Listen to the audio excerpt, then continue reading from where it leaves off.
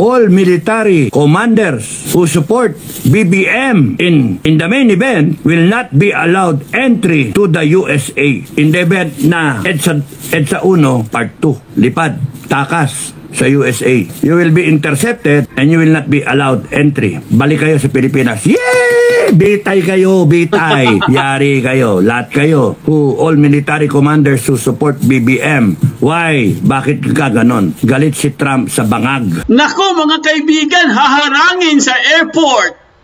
Bawal pumunta ng Amerika. Naku, saan kaya sila pupunta?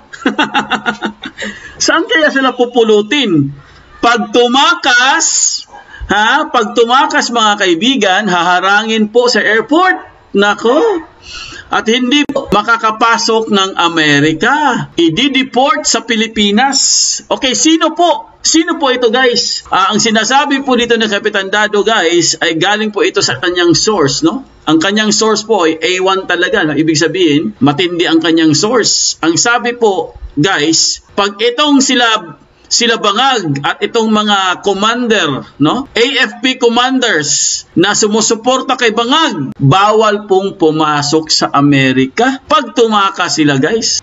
Pag tumakas kayo, may intercept ka agad kayo sa airport. So hindi na kayo makakatakas. Kasi ang sabi po ni Kapitan Dado, guys, ibig sabihin, haharapin niyo muna ang parusang kamatayan, di ba? Hindi kayo makakatakas. Ngayon pa lang, mag-isip na kayo ng ibang lugar o ibang bansa na pwede niyong puntahan dahil hindi po kayo makakapuntang Amerika. Sabi po ni Trump, kasi po, ayaw ni Trump ng bangag. Bangag! Kawawa naman tong mga to. Nagbabalak pa naman silang pumunta ng Amerika, mga kaibigan. Kasi nga, tatakas nga sila, no? Ay, yung mga yan kasi, guys, sabi nga nila, marami po silang mga ari-arian, Meron po silang mga mayayaman yan, mga yan, no? Mga bilyonaryo yan, guys. Baka nga siguro trilyonaryo na yan, mga yan, hindi lang bilyonaryo. Kaya kayang-kaya nilang pumunta sa ibang lugar, di ba? Easy sa kanila yan. Piece of cake. Wala po silang kahirap-hirap, guys. Pero, malas nyo lang. Dahil haharangin po kayo sa airport. Ayan po, pag-uusapan natin yan, guys, no? Ayan po, mga kaibigan, no? Klaro naman po, no? Loud and clear po. Kapitan Dado, narinig po namin at naintindihan po namin yung sentiment mo. Na alam din namin kung bakit po ayaw yung dumalo. Kasi po, mga kaibigan, tama po siya. May yung logic po, yung tawag dito, guys, yung rational po ni Kapitan Dado, guys, napaka-accurate, no? Kaya talagang saludo po ako, Kapitan Dado. Kasi nga, ang sinasabi niya, guys, andyan na yung tao, eh. Expected nga dyan, 2.5 million, eh, no?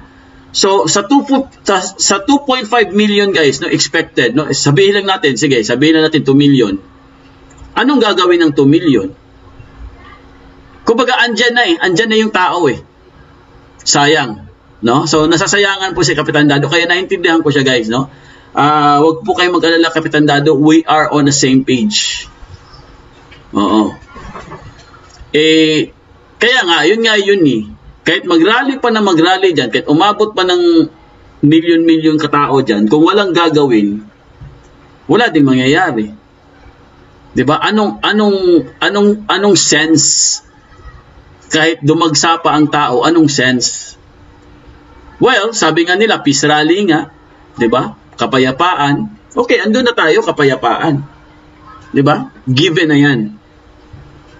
Kasi po, it's a religious movement kasi, guys, eh. Religious group kasi ang nagparally, eh, which is the Iglesia ni Cristo. So, kailangan din kasi respetuhin yan, eh. Kaso lang, in the other hand, andun ka na, eh, no? Watching para andam ka na, eh. Di ba? Watching para andam. Tapos walang mangyari. Ngeng, toink. Yun po yung meaning, yun po yung ibig sabihin ni Kapitan Dado, no? Ano po ang magiging result, no? Aftermath. What is the aftermath of this massive rally? Di ba? Ano kaya ang magiging resulta dito? Kaya nga, yun po, no, tama po kayo. Ang tanong, may mababago ba? Yun naman talaga ang tanong dyan eh. Kasi, alam nyo guys, kahit nga sa EDSA, yung EDSA 86, yung pinakaunang EDSA, ganun din ang tanong eh. After ng revolusyon, anong nangyari? Di ba? Anong aftermath ng revolusyon 86? Wala. Tapos sabi nila, meron naman, nakuha natin ang demokrasya. Demokrasya naman talaga ang Pilipinas, hindi naman tayo naging komunista. Kaso lang, nilinlang yung mga tao sa 86. Freedom daw, freedom. Malaya daw, malaya. Malaya naman talaga ang Pilipinas. Kaso lang, niloloko kasi nila guys sa 86 Sabi nila, a better Philippines, uunlad daw tayo. Wala ganun din nangyari. Kaya tinan mo ang nangyari kay former President Cory. Puro ang daming nangyaring kudita sa kanya. Di ba? Nakailang kudita po si Cory. Siya ang may pinakamaraming kudita. Kasi nga, wala siyang ginawa Kaya ang mga tao po, nagsasawa po sa EDSA. Kumbaga, paulit-ulit na lang, ganun uli. Parang ganun. So, itong sinasabi ni Kapitan Dado, guys, connected ito doon sa nangyari. Diba? Anong mangyayari? Parang ganun. Kung dadagsain ng tao yan, anong gagawin? Sa bagay, prayer rally nga, diba? Mag-prayers lang. Parang peaceful rally. Diba? So, sa bagay, meron naman, kaya nga sabi nila, peaceful rally po, no? Peaceful rally. Yun po yung tema dun Kasi unang-una po, mga kaibigan, ang sinabi po ng iglesia, guys, wala namang sinabi ang iglesia, di ba, na ito'y isang rally para sa mga politiko. Wala naman silang sinabi. Ang sinabi po ng iglesia, peaceful rally. So, kailangan din natin intindihin yun, guys, no? We have to respect kung ano po yung sasabihin ng iglesia ni Cristo. Okay? Ang sa akin lang yung logic, no, yung logic na sinabi ni Kapitan Dado. Vivian Gonzalez, hanga ako sa decision mo, Kapitan Dado, dahil may respeto ka sa plano ng INC, pero sayang ang pagkakataon, dapat one time, big time. Tama po, no? Vivian Gonzalez. Exactly. BFTP channel, go for Kap Dado, at tama ang logic ni Kapitan Dado. Ayan. Fe Gonzalez, ibahin mo ang Duterte, ang mga Duterte. Sabi naman ng Sam Pimentel, well, simple lang yan. Kung gusto nyo doon sa plano nyo, pwede kayo gumawa ng sarili nyong rally. Kung totoo ang sinasabi nyo na kaya nyo, bakit hindi nyo gawin ang gusto nyo? Okay, kung yan ang gusto mo. Lolita Domingo, useless ang rally na yan kung hindi din lang paalis si BBM. Tamba tuloy pa rin ang nakawan. Kung ganoon, hindi mo sila makukuha sa kapayapaan. Kasi garapal na sila. Kamay na bakal ang kailangan.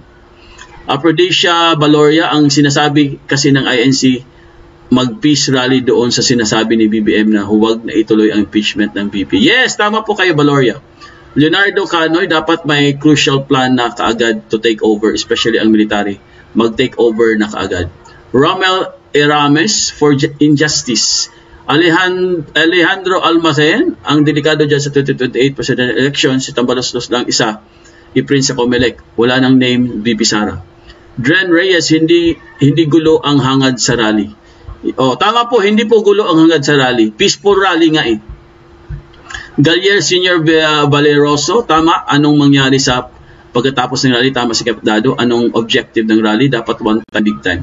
Tony Boy TV, so ibig sabihin Bible study yung rally na yan. BFTP channel, nandyan si Kap Dado, mag-observe lang sila at abangan natin.